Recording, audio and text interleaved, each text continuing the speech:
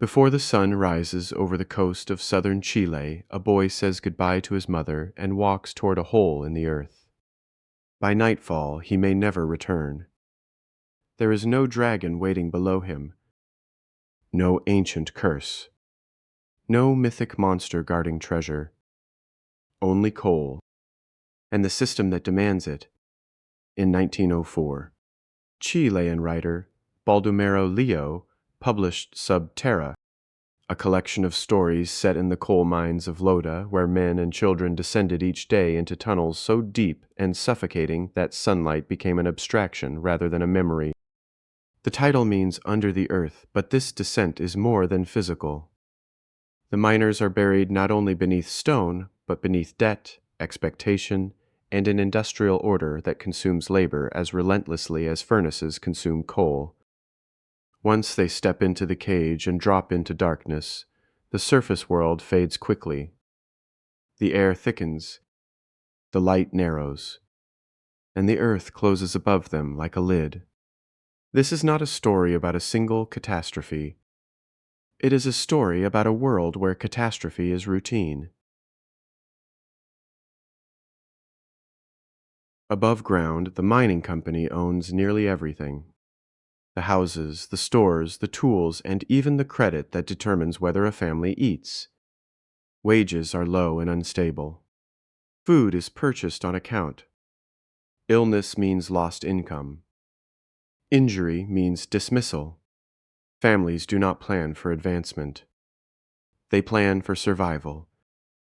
Even Payday offers little relief because much of a miner's earnings circle directly back to the company through deductions and debt. The system is self-contained, and within it, the workers have almost no leverage. Poverty here is not accidental. It is structural. The mine does not simply extract coal. It extracts dependency. One of the most powerful stories in Sub Terra centers on a shaft known as the Devil's Blast, a tunnel so unstable and feared that even its name suggests damnation. The men who enter it understand the risk. The walls tremble. The air carries invisible threats. Explosions are possible without warning. Yet production continues, because output matters more than caution.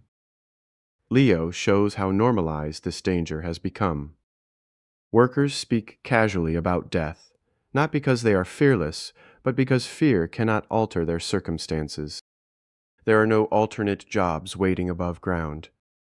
There is only the descent. And the true horror of the Devil's Blast is not the darkness. It is the indifference of those who send men into it. In the substitute, a miner is injured and can no longer work, and in that moment his standing within the system collapses. Without labor, there is no income. Without income, there is hunger. Another man steps forward to take his place underground, not out of cruelty, but out of necessity. He becomes the replacement, the interchangeable unit in a structure that cannot afford to slow down. The mind does not pause for suffering. It recalculates. Within this industrial order, a man is valued only as long as he produces. When he cannot, he is replaced. The machine continues. On payday, miners line up to receive wages that are already diminished by debts to the company store and deductions for tools and provisions. What should be a moment of dignity becomes a ritual of humiliation. Coins change hands, but control does not.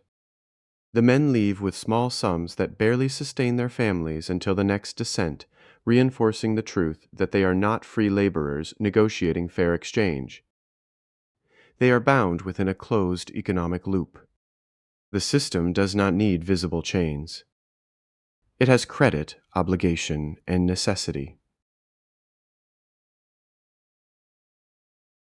One of the most terrifying forces in the mine is Grisú, methane gas that seeps invisibly into tunnels and waits for a spark.